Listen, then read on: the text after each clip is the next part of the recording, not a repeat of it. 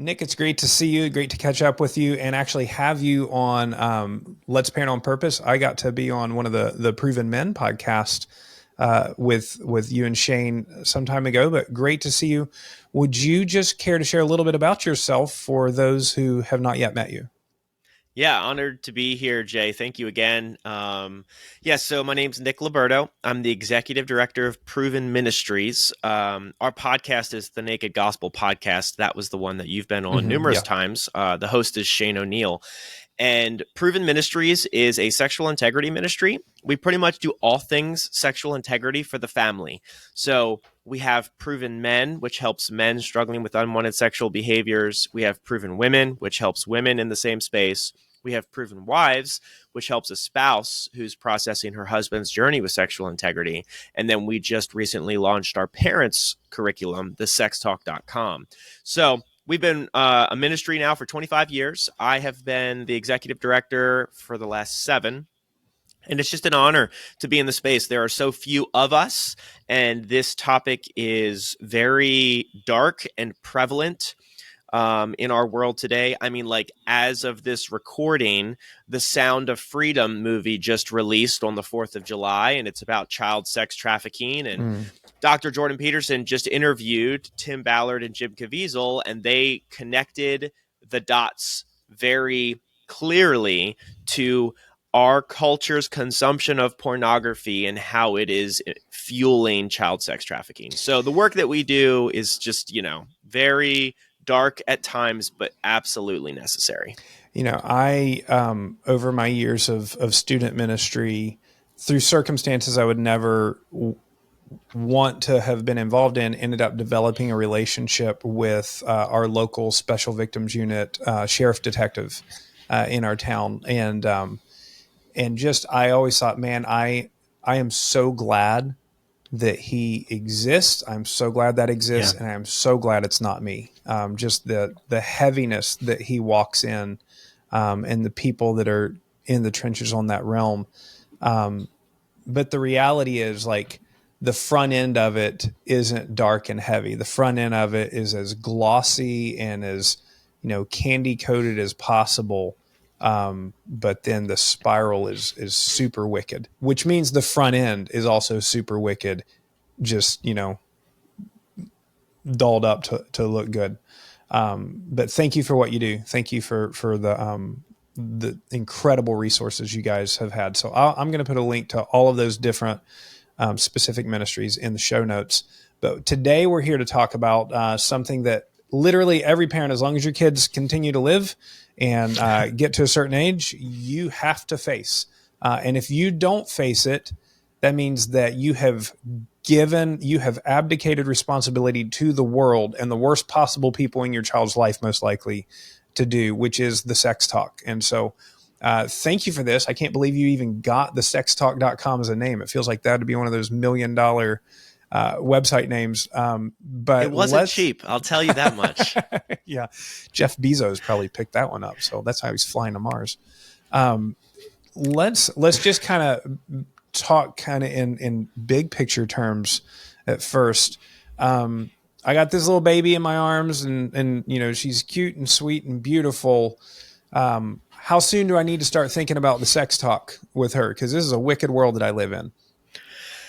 Love that question. Short answer: today, tomorrow. I know I've been doing this now long enough to know that if you're a parent and you're in that place and you're hearing my voice, you don't believe me. But let me just take a minute to convince you why. Current average age of exposure to hardcore pornography is now 8 years old. It keeps getting younger and younger.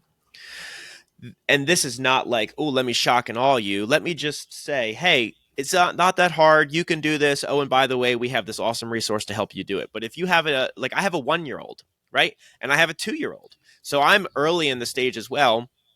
And my 2-year-old and I, Braden is his name, I was literally just changing his diaper yesterday, and he's learning the word penis.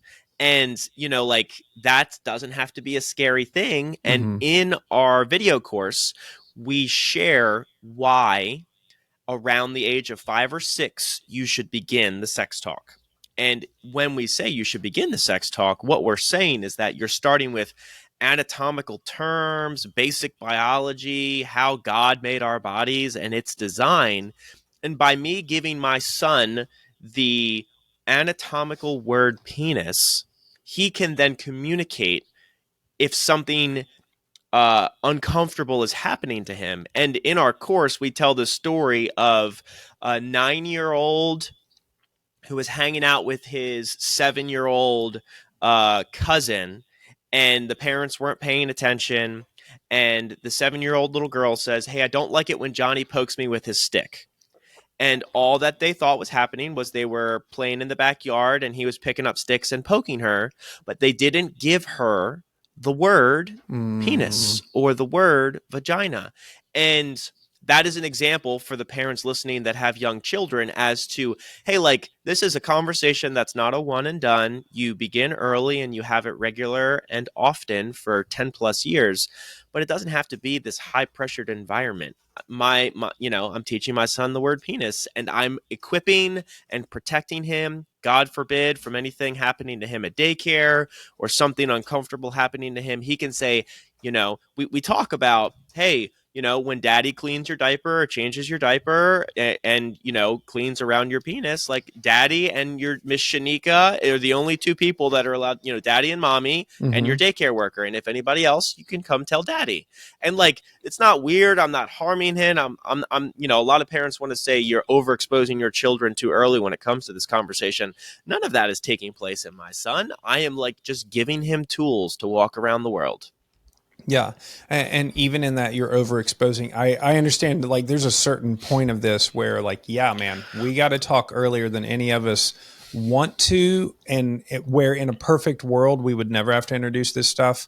But good grief. I live in South Florida, which is even more extreme than other parts of the nation, but not by much. And especially not because we have televisions, we have phones, and kids are in school.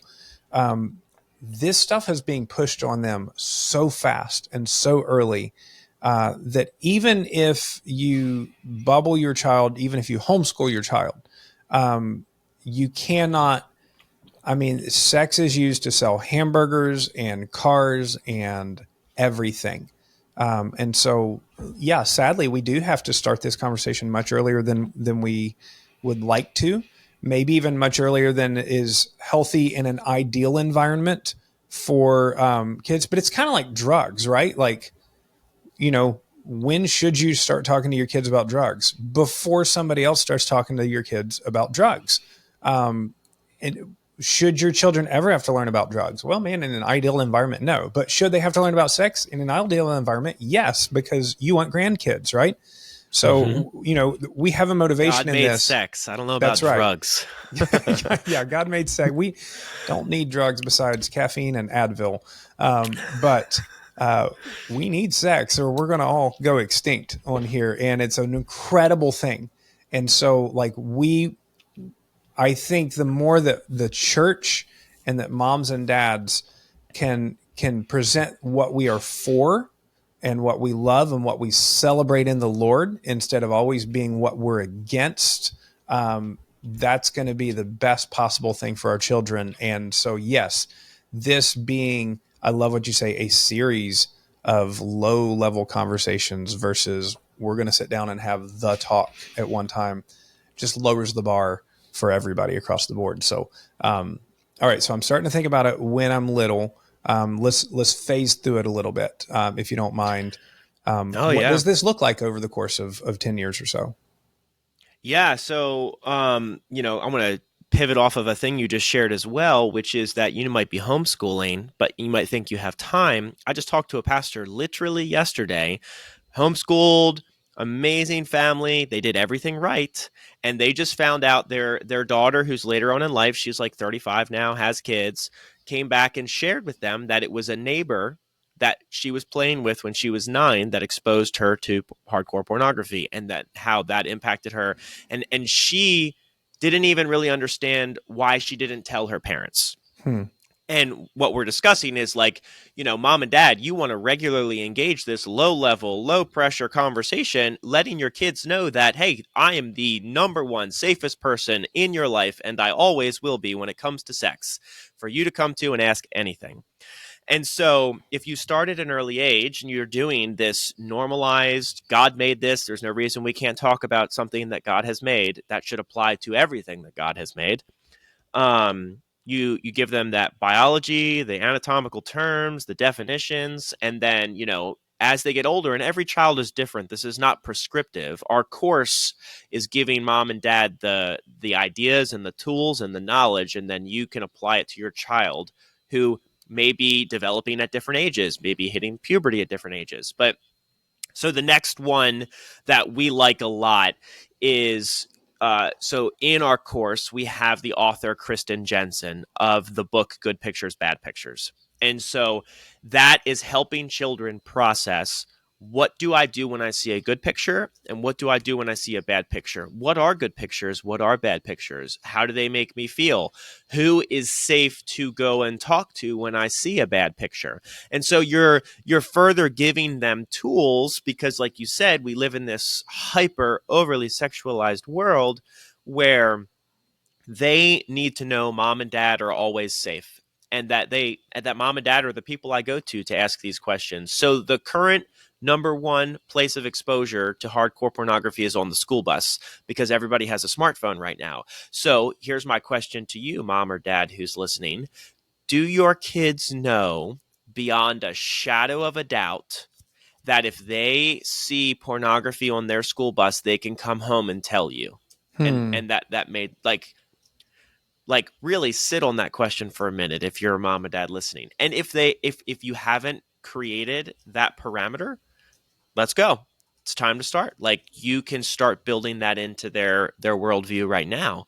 And so the next stage is the definition of pornography. We have Matt Fradd, one of our other experts, share here's a like super valuable nugget from his whole video, and he is talking to his young son, who's like, hey dad, what's pornography?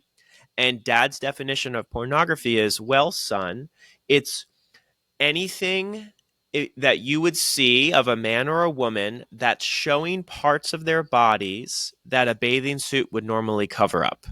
Hmm. And you haven't harmed them by telling them that. They, right, like, because again, we're supposing they know the word penis, they know the word vagina, they know the word breast, if like they have these terms.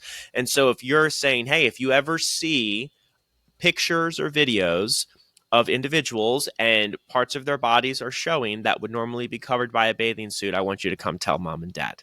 And so you're now giving them the definition of pornography without igniting curiosity or lust or fantasy in any way. And then you're really doing all that awesome groundwork so that you can work up to the day, the moment when they become more sexual, where puberty starts to happen, they become attracted to the opposite sex, and then guess who they're going to come talk to? Guess what new conversations you get to be having? And like, the short answer is, it's hundreds and hundreds and hundreds of conversations as they grow. And then, like, here's a fun conversation, because some parents think they're too late to this, right? You're never too late to this. You could have a 16-year-old, and our video course will help you figure out how to start with a 16-year-old Hmm. and you've never done it before. But what happens when your child is dating and you're having those conversations, and how do you honor a woman, or how do you honor, if you have a daughter, how do you honor a man? And then you're engaged. Okay, what is mom and dad's role in the sex talk with your child who's now engaged? Oh wow. Because no one is teaching them about sex. No one taught. I'm it's not even. I would bet money, Jay. No one sat you down and taught you about sex before you got married, other than maybe it was mentioned in premarital a little bit. Mm-hmm. And and so, where do we expect our children that we want to flourish and we want them to thrive to learn about what married sex looks like, right? Like, well, that's mom and dad having the sex talk with your 19, 21-year-old who is engaged and about to get married. So the sex talk is regularly taking different forms, but the overarching theme is that mom and dad are the safe place, the experts, the ones leaning in, and then we can go everywhere in this conversation, and it's all okay. You know, a couple things I want to comment on. One is that school bus scenario that you said. You said, do your kids know beyond a shadow of a doubt that if they see pornography on the school bus, they can come home and tell you? And I just want to encourage moms and dads.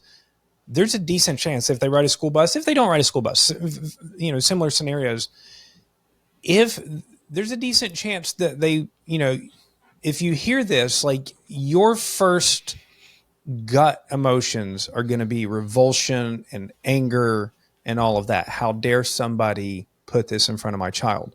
But what I want to encourage you is your first outward response should not be revulsion and anger and outrage. It should be, man, I am so proud of you for coming and telling me this. I'm so sorry that somebody put this in front of you. That was not right. You don't deserve to have to look at those things, but man, dad is so proud of you. Mom is so proud of you for being brave enough to come tell me, because I bet that was hard to do. And you did the right thing. And so just sometimes you just got to swallow down those visceral, natural, godly emotions because somebody is violating your child when they do that. But I don't want to, my kid didn't do anything wrong, potentially, by what was exposed to them. And they certainly did something right by telling me. And so remember, a lot of times it's not the words that we say, it's the way that we say them. It's the look on our face. It's all of that. So I want to try to get all of that in line with what I say. And what I say is a huge affirmation to my child that, like, man, thank you. And I'm proud of you. And man, what a big deal that, you know, I don't even, and like, sometimes I'll tell my kids, I got to be honest, I wasn't brave enough to tell my parents this when I was your age. And so, man, like, you're way braver than I am. So great job. I'm really proud of you. So that was one. Then the other was when you're talking about the parents being the experts on there, there was a conversation with one of my children along the way, kind of a headbutting moment. But I remember saying in there, like, you realize mom and dad have had sex more than any of your friends, all of your friends combined, times 1,000. All right. So, like, we are the experts in sex in your life, not these idiots over here or there. And sometimes, like, man, that's good for kids to hear as well. Like, I want my children to know that mom and dad have a happy, healthy sexual relationship. My wife would rather me have not said that on the podcast or anywhere else because she is private and modest, but like, it should be something that hopefully Christian children realize, that the best sex is married sex, not any of the other grotesque things that are thrown out there by the advertising agencies. So I loved both of those points that you hit right there. And I never even thought about the sex talk going towards my soon to be married children and how that's so needed and how mom and dad could still have a role in that. So great job on adding that piece to the puzzle. Yeah, I mean, and Jay, like, I think, yeah, you're hitting the nail on the head, right? Where it's this overarching conversation that we can destigmatize, and like, one of the other courses or one of the other sessions in our video course addresses the like, nowhere in our culture is teaching anyone about sex. So, like, if you don't, as mom and dad or as guardian, guess where they're going to go to be taught? Pornography, Mm-hmm. Google, music videos, which God forbid, and other places of culture. So I don't really know why we're all that surprised when it's like, if you're not going to teach them, the world will. And we know right now the current cultural conversation when it comes to sex and sexuality, and you don't want those individuals and those things teaching your children about sex at any age, at the age of 7 or at the age of 25. Like, you don't want those being the things that are educating your children. And so for me, I get excited about this. You mentioned this earlier in one of your comments, where one of the big things we hear a lot because of the world we find ourselves in is, hey, how am I even remotely qualified to do this with my children, because my story is a mess? Mm. Well, I am perfectly poised to speak into that, because there is, 15 plus years of sexual debauchery. How do you end up the executive director of a purity ministry? Short answer is you probably have a story like mine. Mm. And for me, I use that as motivation. I use that as, excitement. Like, I am jazzed to give my children a different narrative than the one that I had. I am jazzed to say, at the appropriate time in my children's lives, I'm anticipating that being around 13, maybe 14, they're going to start hearing about how dad messed up in major ways. And we're going to have conversations about dating through the lens of and with the addition of, and this is how dad messed it up. And we're going to Mhm. have conversations about sex and every level and layer. And I'm not going to harm them or ignite curiosity. I'm going to say, hey, like, God has redeemed me, but I can equally give you the gift of saying, hey, dad learned the hard way over 15 years. And I'm not telling them that when they're 9 and 10, but when they're 14, 15, and 16, like, we can be real. Like, and they're going to respect that, and they're going to appreciate that. And I'm not going to pull back the punches. And so if you're a parent listening and you have a story like I do, like, don't let that shy you away from this, because you're still the best person to do it. And this is a very controversial statement, but you could be a dad listening right now who watches porn every 2 days and has for the last 5 years. We're here to help you, by the way. Reach out, Mhm. provenmen.org. But you can still give your children a different narrative. My director of outreach and we have this ongoing conversation about the Israelites being exiled in the desert when they were freed from Egypt, slavery in Egypt. I won't go deep into the theology of this conversation. We could talk about it for another 2 hours. But the short version is, like, they never saw the promised land, but they were able to raise a generation that was able to go into the promised land. And so, Mm. like, I will probably never live in a world where I don't feel the stain and the scars of my decisions. But I'm going to give my boys something different. Mm. And that's exciting and motivating for me. I love that. I love that. Um, I I think sometimes parents get afraid. Well, if I tell my children where I messed up and struggled, that's going to give them permission to do the same thing. It's like, maybe, but also I can think of many other scenarios in life where I wouldn't remotely use that stupid line of thinking, and that's really what it is. Like, and there's a couple of, I teach student ministry. I have 11 through 17-year-olds every single week, and I have them. What I love is the idea of having them for at least 7 years. So you get to say the same thing over and over and over again, and hopefully one of those Wednesdays they're listening. But one of the stories I've told before is my mom and dad, for a period, they lived on this large,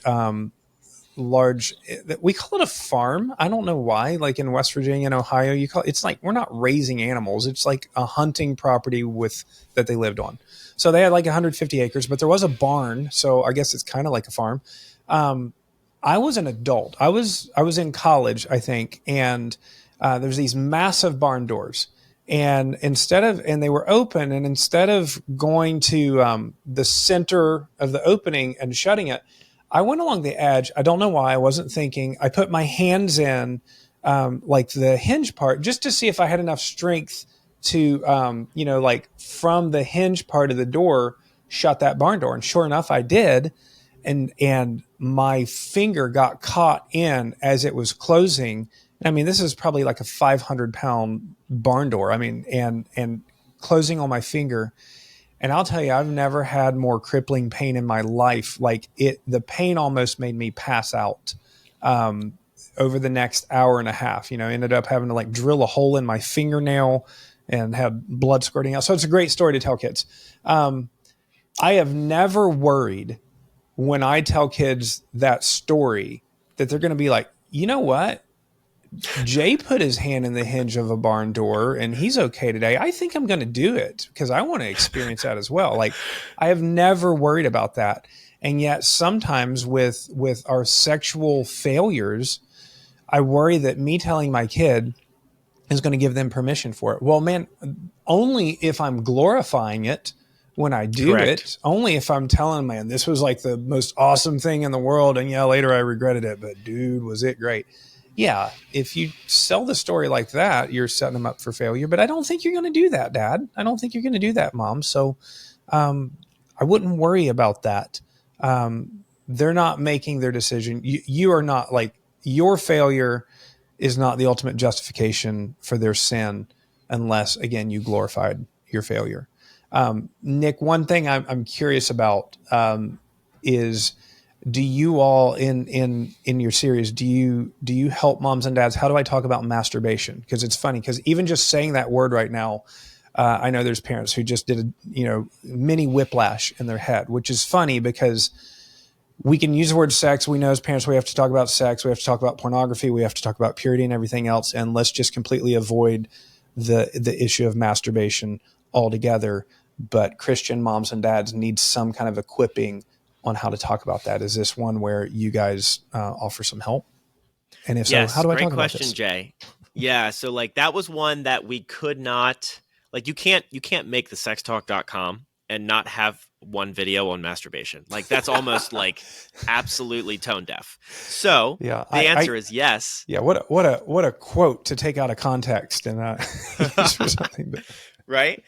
So no, we actually it's exciting news. It took us longer to film this one session than the whole course. So we dropped it in like 6 months later oh after wow, launching the course. But we got expert Dr. Dan Allender to spend 35 minutes with Shane O'Neill, the host of the Naked Gospel podcast.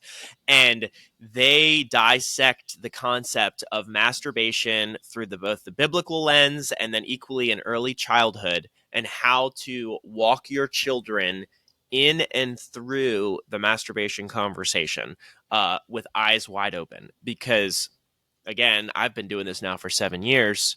Like, there's nothing out there that's really giving you anything. It's yeah, like you kind of don't talk about it. You hope they never figure it out and stumble upon it. And if they do, you have not created a culture that says, hey, it's okay if you can come tell dad if mm-hmm. you ever, like. So yes, short answer is yes. It's probably the meatiest and juiciest of the whole ones, because you can't go near that topic nonchalantly. Right. So we went towards it very reverently, very much sharing how to do it at an early age. Now, I will say, when it comes to masturbation, pornography, and lust, and that vicious cycle that can happen. The reason we're so excited about this resource is because I want every single parent listening to do this before their child gets there. It's a whole different conversation, and we have a video on our course for how to be a coach and come alongside of your child who you find is already struggling. Mm-hmm. Whole different conversation. But and we help with that video as well. We give tools for that as well. But like, if there's a parent listening, by golly, I want you to go through this course because I want you to give your children an awesome narrative around even something like masturbation and what we do with our bodies as temples and how we honor God with it. And then equally, like, man, how cool would it be if we lived in a culture, even let's just say the Christian culture, where all of our children were growing up in homes where we were regularly talking about, like, at the age of puberty, like, well, you're feeling arousal. What does this mean? How are we talking about this? What does this say about God? What does this say about how God designed and made sex? What is this thing called sex that God made? And you're feeling this arousal. Like, it doesn't have to be this hop, skip, and a jump into masturbation, and then you just hope your children aren't doing it and you're trying to keep your son out of the bathroom for an hour at a time. Like, that's the perverted cultural Mm-hmm. narrative that we can absolutely adjust. That's great. And this is one of those where, like, you're not going to unpack in 4 minutes in a podcast anything that's super helpful on this topic. But I'll say that there are people listening. We have people that are not moms and dads yet listening. And I would say that the Christian world in general feels very lacking in any kind of healthy biblical discussion of this. So that's one of those where, man, it might be one of those where it's great to have it as a part of this course, and also great to offer that one as a specific. So I'm thinking up your marketing stuff as I'm in the middle of our podcast. Oh, I literally have it as its own course. So right. like if someone is that jazzed the about course it on that masturbation, there we go. So. They don't want the whole sextalk.com, they want just that course, like email me. I can send you that link. But yeah, it definitely allows us, it again, in a perfect world, our vision for the sextalk.com is to see 85% of children growing up in a home where mom and dad are the primary sex educators. Like, I might actually work myself out of a job if we were to ever achieve that. And so that's what we're aiming for. So yeah, the masturbation one is a must. But let me just tell you, every course in there, even if you don't have kids, we've had a lot of people go through the course that they were like, this was awesome for our marriage. We never talked about sex growing up. We never really talked about sex in our marriage, but now we can. So like, it's cool how the sextalk.com can really inform. Obviously, it is designed for the lens of training and teaching up your children, but it has a lot of value in all other places. Yeah. So for people who've listened to this podcast for any length of time, they'll know I'm really careful. I don't bring on people to advertise things. I really don't. Sure. That's not the nature of this podcast. This is a particular one, though, Nick, where I think listening to this episode today is certainly very helpful for people. But this is such a vital, crucial topic for every single household. I would say, period. I could finish it there. Every single household, but especially every single household raising children. It is worth the investment, even if this whole episode was just simply an advertisement to get people to go to the Sex Talk. There are a few things more vital. And few, like I've done Passport to Purity. It's a great resource. There are limitations for it, but one of the things that I really love, as I was talking to you before the podcast, now Passport to Purity, if you're one where you just feel like you can never ever say a word, Passport to Purity is kind of nice because you pop in the CD, or they've probably updated it, because actually the last time I did it with my between children, as like, time passed, it's like, oh, I got my Passport to Purity CDs. I don't own a CD player anymore. What am I going to do? So like we had to go around and find a CD player and stick it in my truck, and, find those big like D-volt batteries for it and roll it, because none of our vehicles had a CD player anymore. But anyway, like you listen to it, you have a conversation.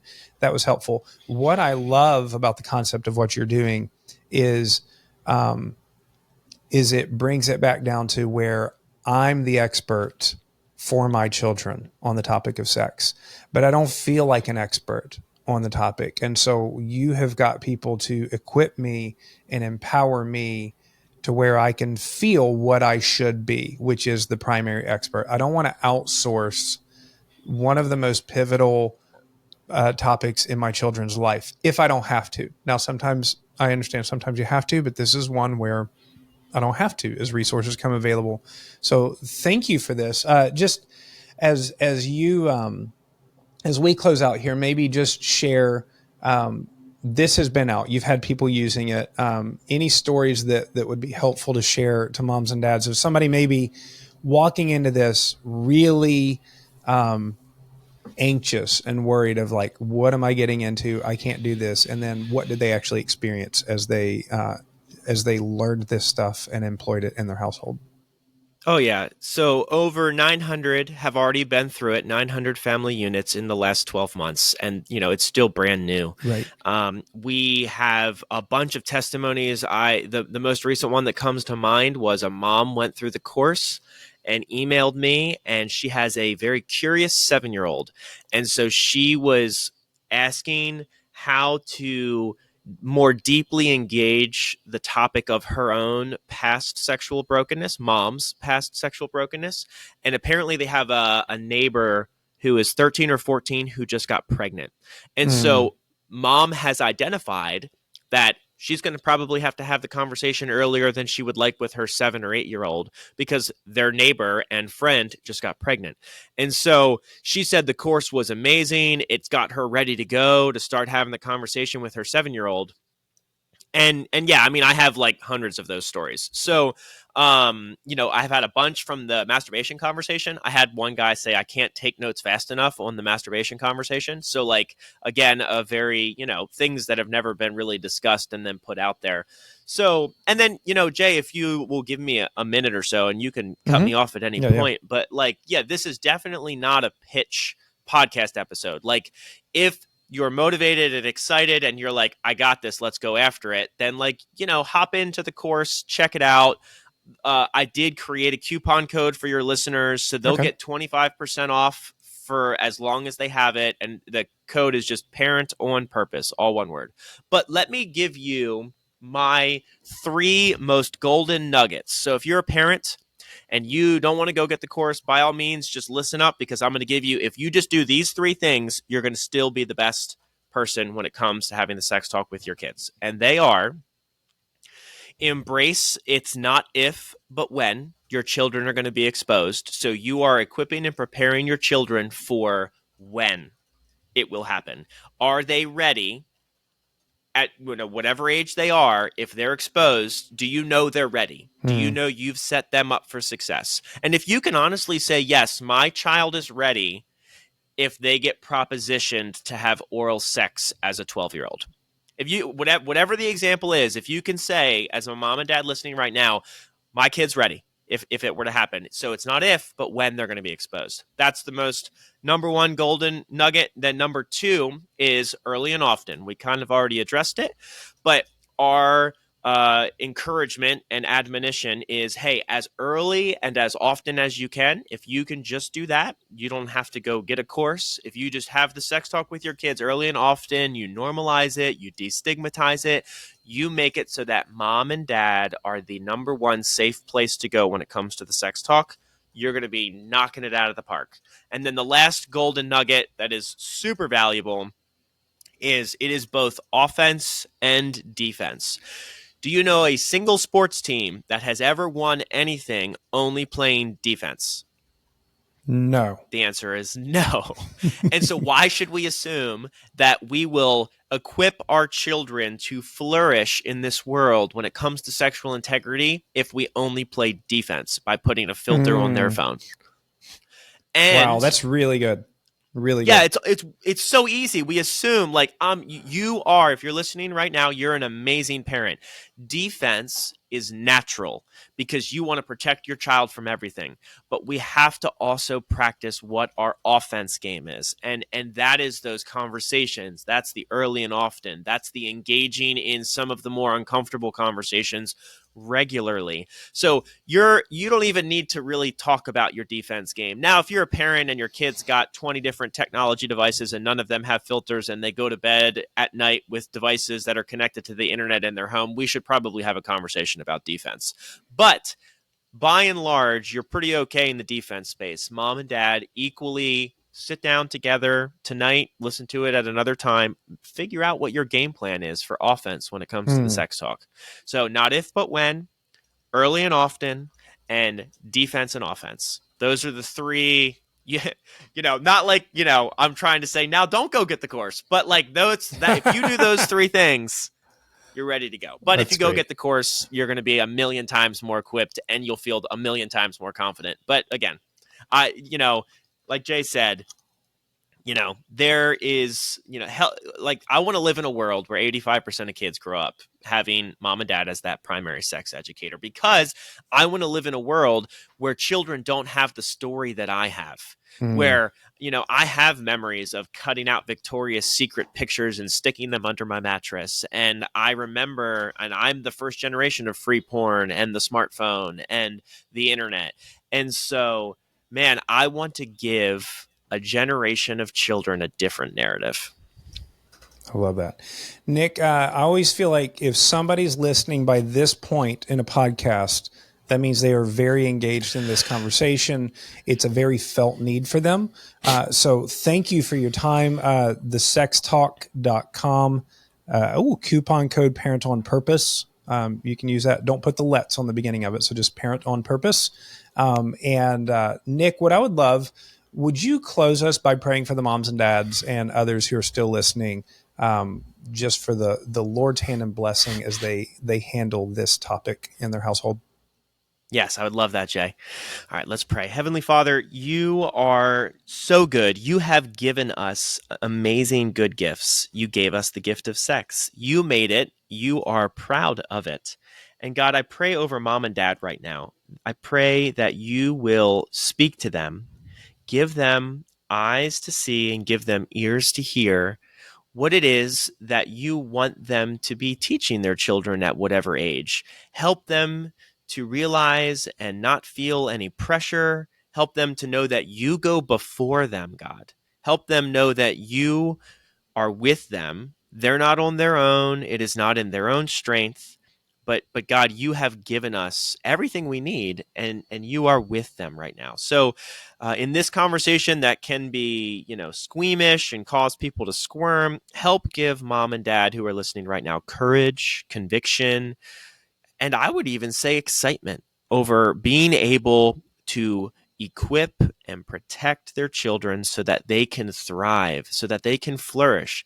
Because God, that's what we want. We want our people to be a people who live well with sex in the world, who are beacons on a hill, who are the lighthouses that you call us to be, so that the world looks to us and says, what is different about them?